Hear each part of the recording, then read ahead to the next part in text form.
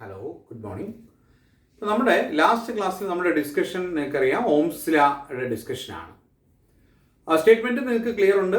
Current flowing through a metallic conductor is directly proportional to the potential difference across its ends at constant temperature. അപ്പോൾ ഈ Ohm's ലാ deduce ചെയ്ത പോയിന്റിൽ work നിങ്ങൾക്ക് അറിയാൻ പറ്റും. അതിൽ നമ്മൾ മെയിൻലി ഡെഡ്യൂസ് ചെയ്ത കുറേ കാര്യങ്ങളുണ്ട്. ഒന്ന്, ഓംസ് ലായിലേക്ക് വന്നപ്പോൾ നമ്മൾ പരിചയപ്പെട്ട ടേമുകൾ അറിയാം. Resistivity, sigma stands for conductivity, R for resistance, and 1/R that is C called conductance. ഇതിൽ 6 റെസിസ്റ്റൻസ് ആണ്.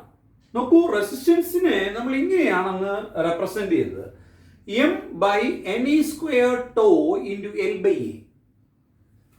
Where this N stands for electron density, number of electrons per unit volume.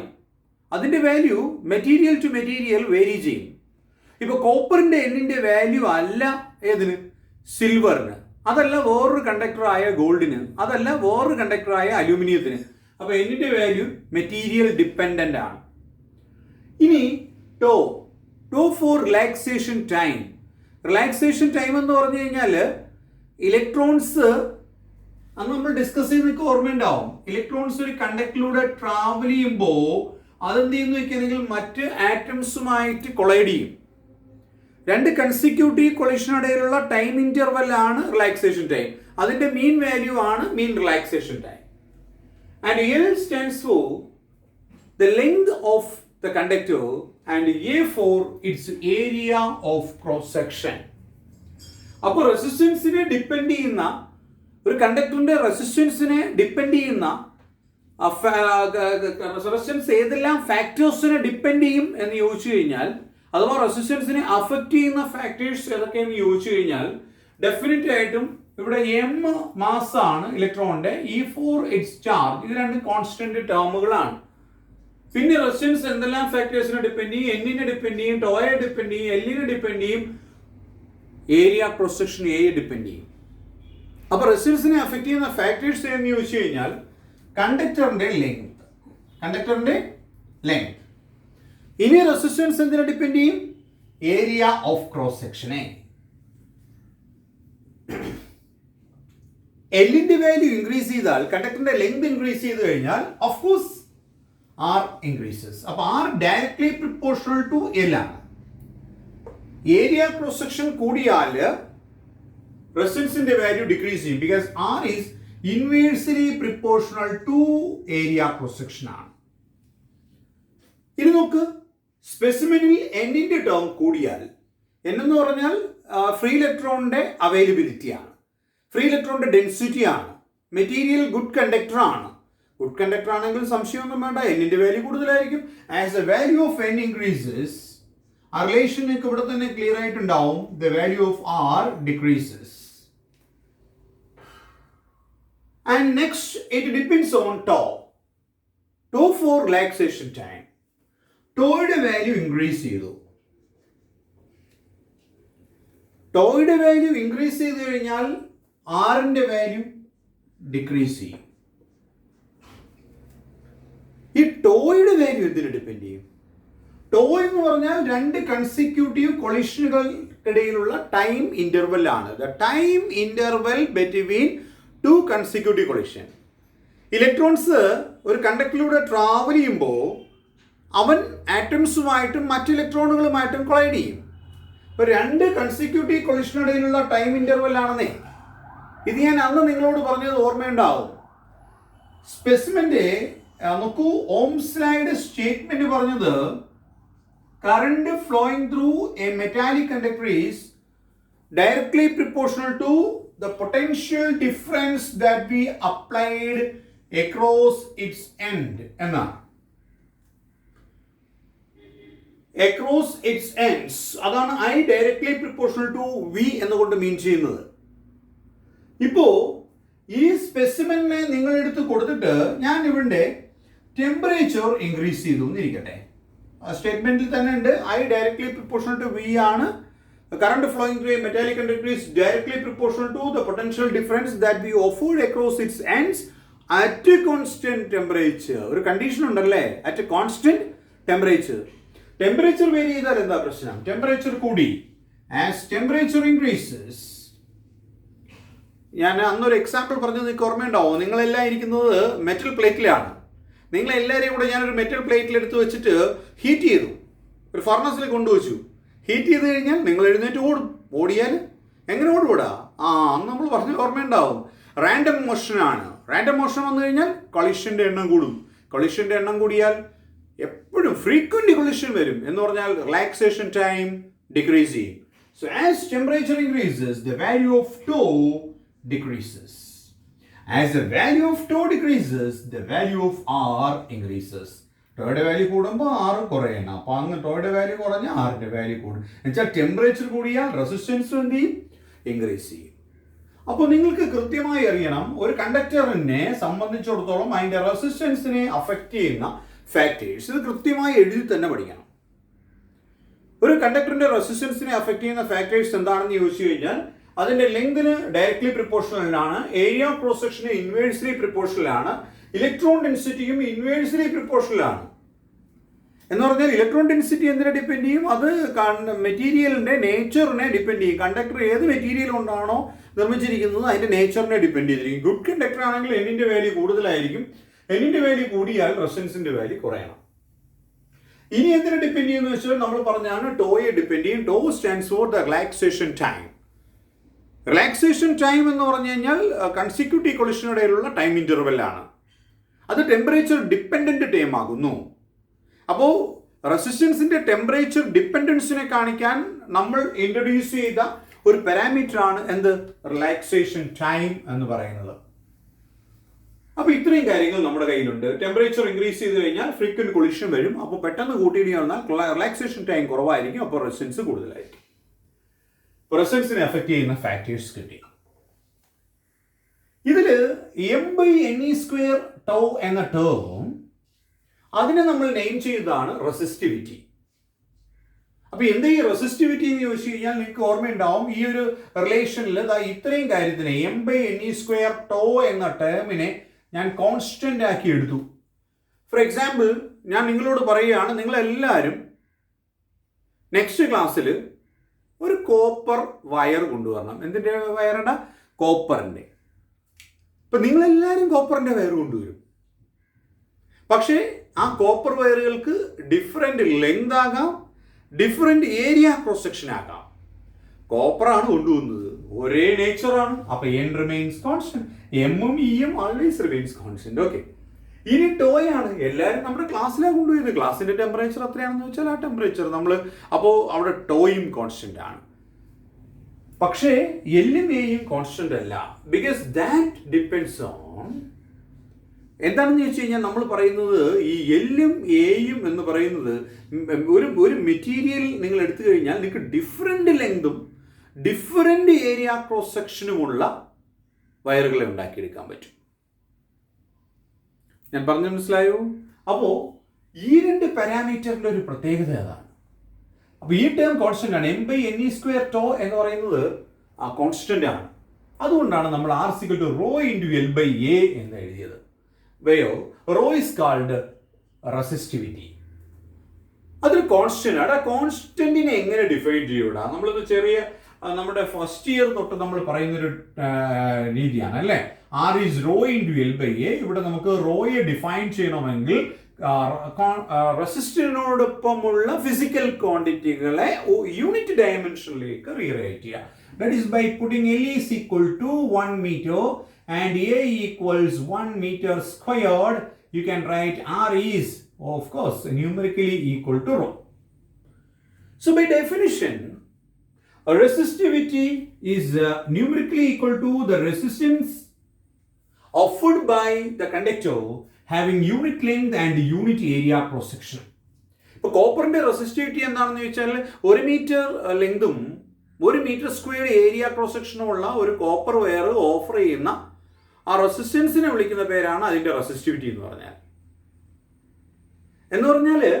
ഇതിന്റെ ലെങ്തിനെയും അഥവാ അതിന്റെ ഫിസിക്കൽ ഡയമെൻഷൻസിന് ഇൻഡിപെൻഡന്റ് ആണ്. ഏതൊക്കെ?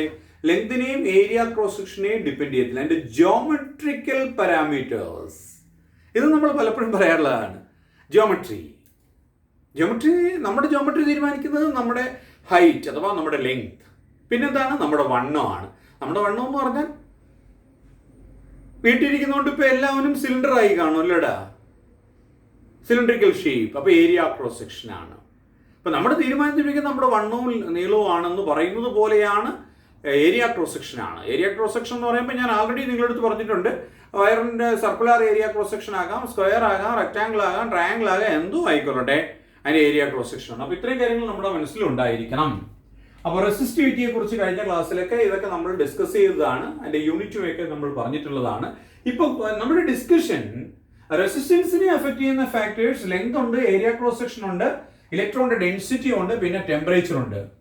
അങ്ങനെയാണെങ്കിൽ resistivity affect ചെയ്യുന്ന factors, resistivity is independent of length and area cross section. കാരണം നമ്മൾ രണ്ടിൻ്റെയും യൂണിറ്റ് ഡയമെൻഷനിലേക്ക് റൈറ്റ് ചെയ്തു.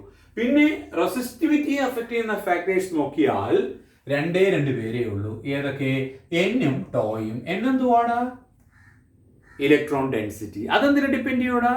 മെറ്റീരിയലിനെ. മെറ്റീരിയൽ ടു മെറ്റീരിയൽ എന്ത് മാറൂടാ? ഇലക്ട്രോണിന്റെ നേച്ചർ മാറും, ഇലക്ട്രോൺ ഡെൻസിറ്റി മാറും, മെറ്റീരിയലിന്റെ നേച്ചർ മാറും. അപ്പോൾ resistivity depends on nature of the material. പിന്നെ എന്തിനെ ഡിപ്പെൻഡ് ചെയ്യും? ടോയെ ഡിപ്പെൻഡ് ചെയ്യും. ടോ എന്തിനെ ഡിപ്പെൻഡ് ചെയ്യും? ടെമ്പറേച്ചറിനെ ഡിപ്പെൻഡ് ചെയ്യും. അപ്പോൾ റെസിസ്റ്റിവിറ്റി അഫക്ട് ചെയ്യുന്ന factors nature of the material and temperature. Remember, resistance depends on length and area cross section, but resistivity is independent of geometrical parameters such as length and area of cross section. ഈ റെസിസ്റ്റിവിറ്റിയുടെ റെസിപ്രോക്കലിനെ വിളിക്കുന്ന പേരാണ് conductivity. Similarly റെസിസ്റ്റൻസിന്റെ reciprocal ആകുന്നു conductance. Is it clear? അപ്പോൾ ഇത് നമ്മൾ വളരെ വ്യക്തമായി തന്നെ റെസിസ്റ്റൻസും റെസിസ്റ്റിവിറ്റിയും തമ്മിലുള്ള ഡിഫറൻസ് നിങ്ങൾ മനസ്സിലാക്കിയെടുക്കണം. ക്ലിയർ? ഇന്ന് നമ്മൾ ചെയ്യാൻ പോകുന്ന അടുത്ത ഡിസ്കഷൻ നോക്കൂ. ടെമ്പറേച്ചർ കൂടുമ്പോൾ ഒരു കണ്ടക്ടറിന്റെ റെസിസ്റ്റൻസ് എന്ത് ചേഞ്ച് ചെയ്യുമെന്ന് നമ്മൾ പഠിച്ചു. ടെമ്പറേച്ചർ കൂടുമ്പോൾ ഫ്രീക്വന്റ് കൊളിഷൻ നടക്കും. ഫ്രീക്വന്റ് കൊളിഷൻ നടന്നാൽ റിലാക്സേഷൻ ടൈം കുറയുമ്പോൾ റെസിസ്റ്റൻസ് ഇൻക്രീസ് ചെയ്യും. That means for all conductors, as temperature increases, its resistance also increases. So ഇതൊരു റിലേഷനാണ്. ഇത് കാണിക്കുന്നത് ഒരു കണ്ടക്ടറിന്റെ ടെമ്പറേച്ചർ ഡിപ്പെൻഡൻസ്, ടെമ്പറേച്ചർ എന്താണ്? റെസിസ്റ്റൻസിന്റെ ടെമ്പറേച്ചർ ഡിപ്പെൻഡൻസ് ആണ്. അപ്പൊ നമ്മളിത് ചെയ്യാൻ പോകുന്നത് temperature dependence of what? Resistance of a conductor. അതാണ് നമ്മളുടെ ഡിസ്കഷൻ. അപ്പോൾ മെറ്റൽസിനെ സംബന്ധിച്ചിടത്തോളം ടെമ്പറേച്ചർ കൂടിയാൽ റെസിസ്റ്റൻസും ഇൻക്രീസ് ചെയ്യും. ഞാൻ നിങ്ങളോട് പറഞ്ഞിട്ടുള്ളതാണ്, ഫിസിക്സിൽ എന്ത് പഠിക്കണമെങ്കിലും നമുക്ക് എന്ത് വേണം? ഫിസിക്കൽ ക്വാണ്ടിറ്റീസ് വേണം. അപ്പോൾ temperature dependence of resistance of a conductor പഠിക്കണമെങ്കിലും എന്ത് വേണം? ഫിസിക്കൽ ക്വാണ്ടിറ്റി വേണം. ആ ഫിസിക്കൽ ക്വാണ്ടിറ്റിയാണ് alpha, coefficient of thermal dependence of a conductor. അപ്പോൾ ഇതിനെ നമ്മൾ വിളിക്കുന്ന പേര് ടെമ്പറേച്ചർ കോഎഫിഷ്യന്റ് ആണ്. Temperature coefficient. Alpha is called the temperature coefficient.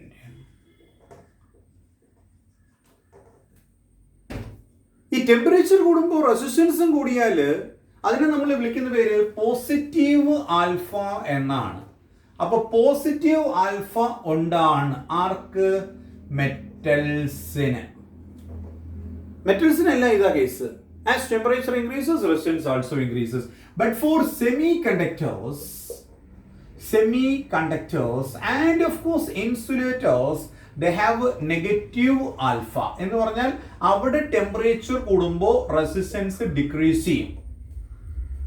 അതിന്റെ എക്സാക്ട് റീസൺ ഒക്കെ സെമി കണ്ടക്ടർ ഇലക്ട്രോണിക്സിൽ നമ്മൾ വളരെ ഡീറ്റെയിൽ ആയിട്ട് ഡിസ്കസ് ചെയ്യും. അപ്പോൾ ഇപ്പോൾ ഇത്ര പറഞ്ഞാൽ മെറ്റൽസിന് പോസിറ്റീവ് ആൽഫ, സെമി കണ്ടക്ടേഴ്സിനും ഇൻസുലേറ്റേഴ്സിനും നെഗറ്റീവ് ആൽഫ.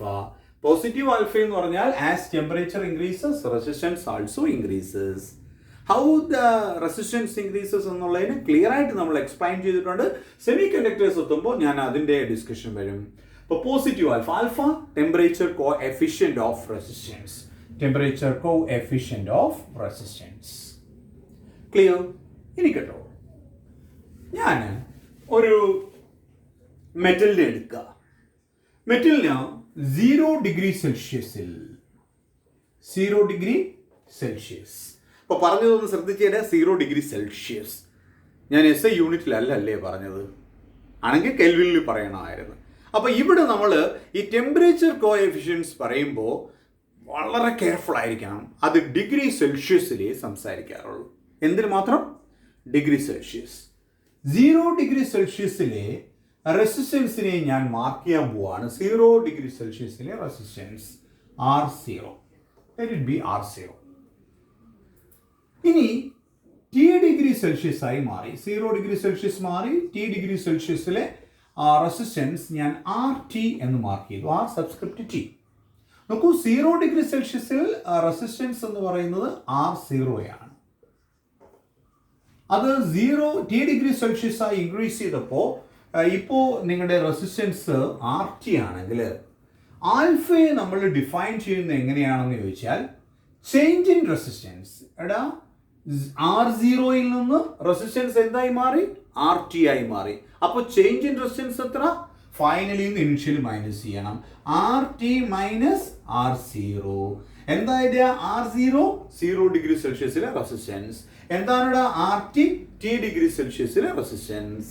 അപ്പോൾ change in resistance per resistance. എത്ര റെസിസ്റ്റൻസിനാണ് ഈ ചേഞ്ച് ഉണ്ടായത്? R0 റെസിസ്റ്റൻസിന് per rise in temperature or change in temperature.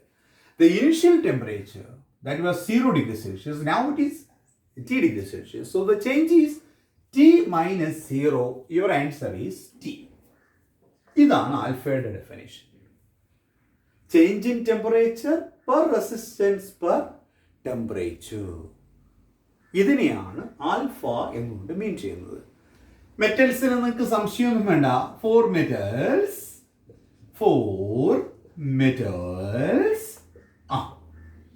As temperature increases, resistance also increases.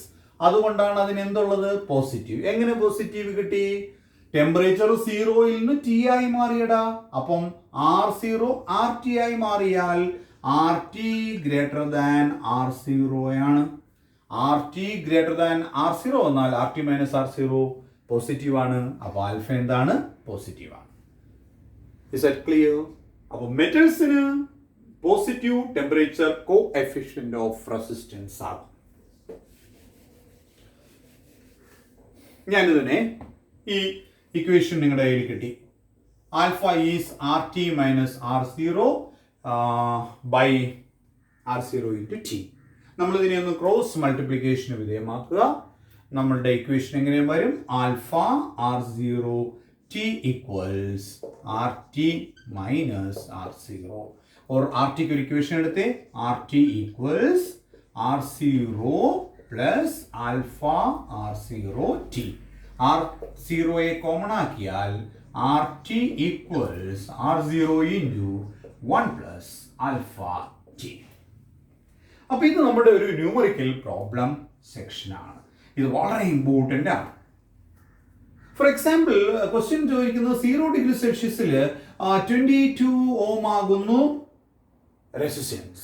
You have to find out resistance when the temperature is 30 degrees Celsius.